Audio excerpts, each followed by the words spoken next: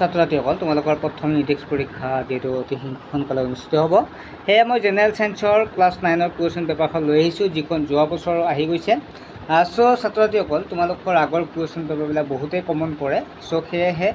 যোৱা বছৰ ভালেখিনি কমন পৰিছিল আৰু সেয়েহে মই আজি এইবাৰো সেইকাৰণে মই কুৱেশ্যন পেপাৰখন লৈ আহিছোঁ কাৰণ ইয়াৰ পৰা ভালেখিনি তোমালোকক কমন পৰা দেখা যাব ছাত্ৰ ছাত্ৰীসকল তোমালোকক ক্লাছৰ মানে কুৱেশ্যন পেপাৰ আলোচনা কৰাৰ আগতে কথা এটা অৱগত কৰোঁ আমাৰ অনলাইন ক্লাছ এটা হৈ আছে মাত্ৰ 99 টকাতে ছাত্ৰ ছাত্ৰীসকলে লাভ কৰিব পাৰিব মেথছ সায়েন্স ছ'চিয়েল সায়েন্স আৰু ইংলিছ চাৰিটাকৈ ছাবজেক্ট য'ত ছাত্ৰ ছাত্ৰীসকলে নোটছ পাব য'ত ছাত্ৰ ছাত্ৰীয়ে লাইভ ক্লাছৰ জৰিয়তে প্ৰশ্ন নোৱাৰাবিলাক সুধিবও পাৰিব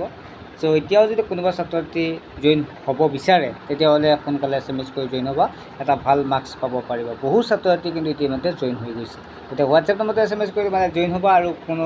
দূৰলৈকে যোৱাৰ প্ৰয়োজন নাই বহু পইচাৰ প্ৰয়োজন নাই মাত্ৰ 99 টকা এতিয়া আহিছোঁ প্ৰশ্নলৈকে সময় 2 ঘণ্টা থাকে ফুল মাৰ্কছ 50 1ৰ পৰা 20লৈকে শুদ্ধ উত্তৰটো বাছি উলিওৱা অক্সিজেন নিমখ গাখীৰৰ কণিকাবোৰৰ মাজত আকৰ্ষণীয় বলৰ মাত্ৰা উদ্যমত সজালিত কোনটো হ'ব আমি এনচাৰখিনি গ্ৰুপত দি দিম লগতে তোমালোকক নেক্সট এটা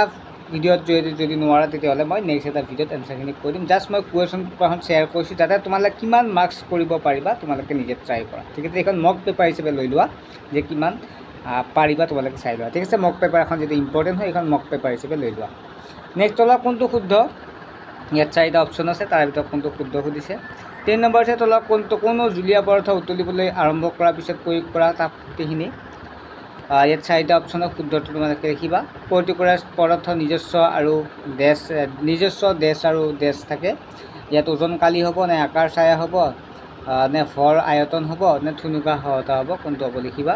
নেক্সট 5 নম্বৰ পদাৰ্থৰ সৰলতম অৱস্থাক কি বুলি কোৱা হয় ইয়াত 4টা অপশ্যনৰ শুদ্ধটো লিখিবা কঠিন পদাৰ্থৰ পৰা পোনে পোনে গেছীয় অৱস্থাপ্ৰাপ্ত হোৱাক কি বোলে নেক্সট হয় বেক্টেৰিয়া ইয়াৰে অপশ্যনটো তোমালোকে চাই লোৱা কোনটো হ'ব নেক্সট 15 নম্বৰটো প্ৰশ্নটো হৈছে ইয়াত প্ৰশ্নখন হেৰি হৈছে মই 11 নম্বৰত আলোচনা কৰিছোঁ ৰ'বা হা নেক্সট 7 নম্বৰটো চোৱা মানে প্ৰশ্নখন ইফাল সিফাল হৈছে পেজকেইটা গতিকে একো নাই 7 নম্বৰ তলত নিম্নোক্ত কোনে 3ডাল প্ৰভাৱ দেখুৱাব ইয়াৰ 4টা অপশ্যনৰ শুদ্ধটো কোনটো হ'ব লিখিবা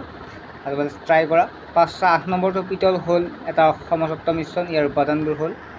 9 নম্বৰ হৈছে তলৰ কোনটো বিশুদ্ধ পদাৰ্থ 10 নম্বৰ হৈছে গাখীৰৰ পৰা মাখন পৃথক কৰিবলৈ কোনটো পদ্ধতি ব্যৱহাৰ কৰা হয় 11 নম্বৰ হৈছে কোনটো কোষাংগাণু উদ্ভিদ কোষত ডাঙৰ কিন্তু প্ৰাণী কোষত সৰু নিজা আনুবংশিক পদাৰ্থ DNA থকা কোষাংগাণুবোৰ হ'ল 13 নম্বৰ প্ৰশ্নটো হৈছে এমিবাই অন্তঃকোষীয় ভক্ষণ পদ্ধতিৰে খাদ্য গ্ৰহণ কৰিব পাৰে কাৰণ 14 হৈছে বেক্টেৰিয়া আৰু পিঁয়াজৰ বাকলিৰ ক্ষেত্ৰত তলৰ কোনটো সঁচা তাৰপিছত 14 নম্বৰটো হৈছে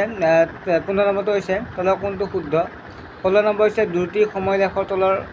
অংশই নিৰ্দেশ কৰা ভৌতিক ৰাশিটো 17 নম্বৰ হৈছে তলৰ কোনটো সুষমবৃত্তীয় গতিৰ উদাহৰণ নহয় 18 নম্বৰ হৈছে দুটা বস্তুৰ দ্ৰুতি আৰু বেগৰ মান সমান হ'ব তেতিয়া 19 নম্বৰ ওপৰত দূৰত্ব সময় লেখডাল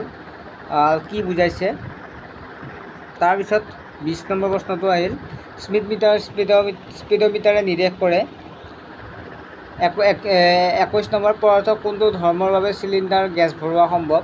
বৰফৰ গলনাংক 3ডাল প্ৰভাৱ কি ৰাইবজিয়ামৰ কাৰ্য কি ত্বৰণৰ একক কি গ্ৰীষ্মকালত মাটিৰ কলহত পানী ঠাণ্ডা হৈ থাকে কিয় 320 গ্ৰাম আৰু প্ৰাণীৰ 40 গ্ৰাম নিমখ দ্ৰৱীভূত কৰি এটা দ্ৰৱণ প্ৰস্তুত কৰা হ'ল দ্ৰৱণৰ গাঢ়তা ভৰ শতাংশত নিৰ্ণয় কৰা কোষকীয় গঠন আৰু কাৰ্যৰ মৌলিক একক বোলে নেক্সট 29 নম্বৰ প্ৰশ্ন এটা বস্তুৰ গড় বেগ 0 হ'ব পাৰে কিন্তু গড় দ্ৰুতি 0 নহয় কিয় বেগ আৰু দ্ৰুতিৰ পাৰ্থক্য লিখা বেগ সময় সম্পৰ্কৰ সহায়ত v=u+a সমীকৰণ লৈখিক প্ৰণালীৰে প্ৰতিপন্ন কৰা পদাৰ্থৰ কণিকাবোৰৰ 3টা বৈশিষ্ট্য লিখা 33 নম্বৰ হৈছে সুষম ত্বৰণ বুলিলে কি বুজা স্থিতিশীল অৱস্থাত থকা পৰা ৰেলগাড়ী এখনে গতি আৰম্ভ কৰি 5 মিনিট ভিতৰত 72 কিলোমিটাৰ/আৱাৰ বেগ লাভ কৰিলে ত্বৰণৰ সুষম বুলি ধৰি লৈ 1 নম্বৰ ইয়াৰ ত্বৰণ নিৰ্ণয় কৰা 2 নম্বৰ এইখিনিত সময়ত বস্তুটো অতিক্ৰম কৰা দূৰত্ব নিৰ্ণয় কৰা নেক্সট হ'ল 34 নম্বৰ উদ্ভিদ কোষৰ এটা চিত্ৰ আঁকা আৰু তলৰ অংশবোৰ চিহ্নিত কৰা কোষ কেন্দ্ৰ কোষাৱৰণ কোষবেৰ মাইটকণ্ড্ৰিয়া আৰু গলগী সংঘ ছাত্ৰ-ছাত্ৰীসকল গতিকে তোমালোকে চাবা চিত্ৰ চাবা যদি চিত্ৰ আহি যায় চ' নেক্সট এটা ভিডিঅ'ত তোমালোকক নেক্সট এখন কুৱেশ্যন পেপাৰ আলোচনা কৰিম গতিকে চেনেলটো ছাবস্ক্ৰাইব কৰি ৰাখিবা আৰু তোমালোকে অনলাইন ক্লাছত জইন হোৱাটো বহুতেই ইম্পৰ্টেণ্ট কাৰণ তোমালোকে মাত্ৰ 99 টকাতে ঘৰত বহিয়েই লাভ কৰিব পাৰিবা অনলাইন ক্লাছ ঠিক আছে আৰু যিসকল অনলাইন ক্লাছত আছে তোমালোকে কিন্তু 50 মাৰ্কছৰ ভিতৰত 50 মাৰ্কছে পাব লাগিব কাৰণ এইবিলাক আমি আটাইখিনি পঢ়োৱা গৈছে ঠিক আছে বাই